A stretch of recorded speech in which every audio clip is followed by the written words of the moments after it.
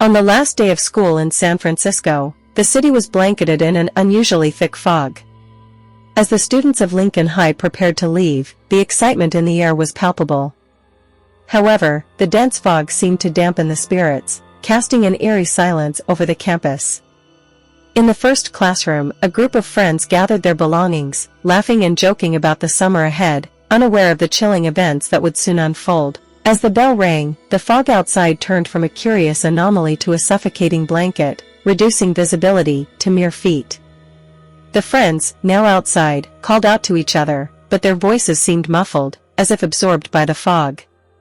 One by one, they realized that not everyone was accounted for. Sarah, always the straggler, was missing. They called her name, but only silence answered back. As the bell rang, the fog outside turned from a curious anomaly to a suffocating blanket, reducing visibility to mere feet. The friends, now outside, called out to each other, but their voices seemed muffled, as if absorbed by the fog. One by one, they realized that not everyone was accounted for. Sarah, always the straggler, was missing. They called her name, but only silence answered back. The friends rushed towards the source of the scream, only to find Sarah's bag on the ground, her phone beside it displaying a text message, "Help me." The screen flickered and went black, and as they picked up the phone, the fog around them grew denser, chilling them to the bone. They realized then that the last day of school in San Francisco was not just an end to their academic year, but possibly an end to something much more. As they huddled together, lost and afraid, the fog seemed to whisper secrets, and the city felt alive with a malevolent presence. The friends knew they had to find Sarah and escape before whatever hid in the fog found them.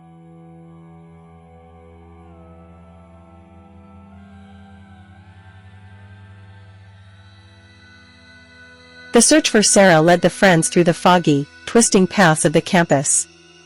Every building loomed like a specter, and every shadow seemed to move. The group's fear was palpable, their breaths forming misty clouds in the cold air. They called out for Sarah, but their voices were swallowed by the fog, leaving an oppressive silence in their wake. They stumbled upon the old gymnasium, its doors creaking ominously as they pushed them open.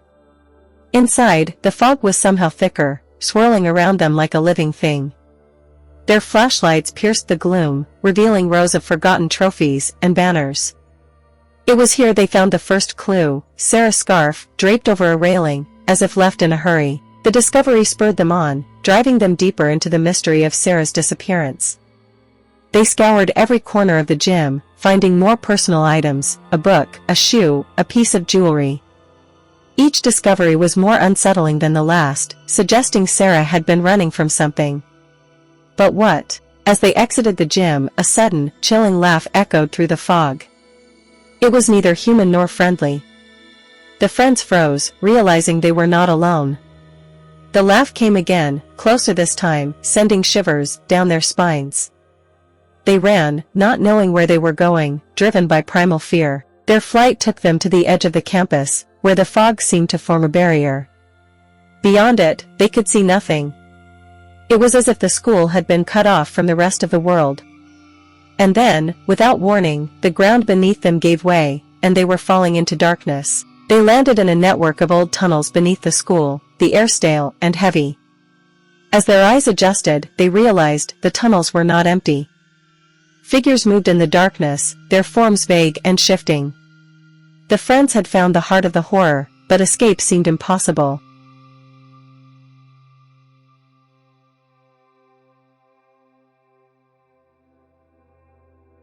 The tunnels beneath Lincoln High were a maze, their walls covered in strange symbols that seemed to glow faintly in the dim light. The friends moved cautiously, the silence broken only by the sound of their footsteps and the distant, echoing laughter. It was clear that these tunnels were old, perhaps older than the school itself, and used for purposes long forgotten. As they explored, they found remnants of ceremonies and rituals, ancient texts that spoke of gateways and beings from beyond. It was a history of horror, hidden beneath the surface of the school, a legacy of fear and darkness. They realized that Sarah's disappearance was no accident, it was a part of something much larger, something sinister. They encountered traps and puzzles, each more complex and dangerous than the last. It was as if the tunnels themselves were alive, testing them, trying to keep them from uncovering the truth. But with each challenge they overcame, they grew more determined.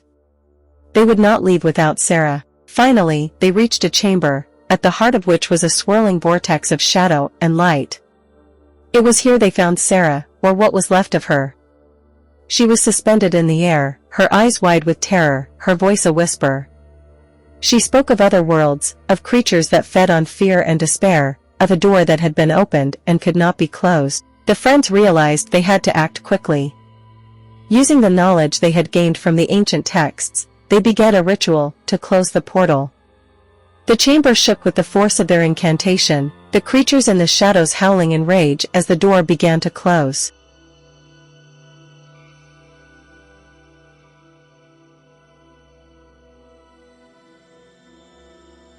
As the portal began to close, the creatures from beyond fought back with ferocious intensity.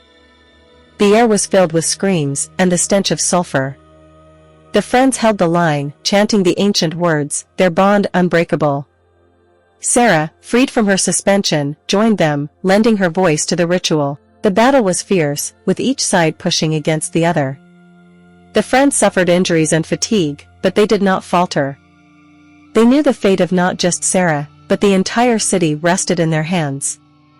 With a final, desperate push, they sealed the portal, banishing the creatures back to their realm. The chamber collapsed around them, the tunnels shaking as if in the throes of an earthquake. They ran, guided by an unseen force, toward the light.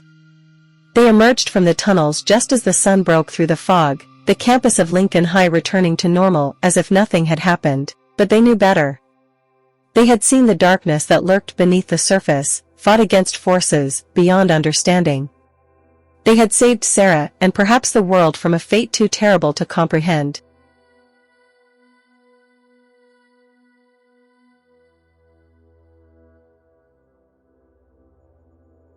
In the days that followed, the friends struggled to return to their normal lives.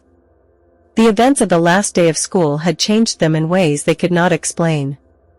They spoke little of what had happened, even to each other, but the bond between them was stronger than ever. Sarah was different, quieter, her eyes haunted by the memories of her ordeal. She spoke of visions of other worlds, of the knowledge that there were things beyond this reality that were best left undisturbed. The friends listened, understanding that some doors, once opened, could never be fully closed. The school year ended, and life in San Francisco moved on. But the fog that rolled in from the bay carried with it a reminder of the darkness that lay just beyond sight, of the horror that could emerge when least expected. The friends graduated and went their separate ways, but they never forgot the last day of school, the day they faced the unknown and emerged victorious. They knew that somewhere, in the shadows, the creatures waited, biding their time. And they knew that if the time came, they would stand together again, against whatever horrors the fog might bring.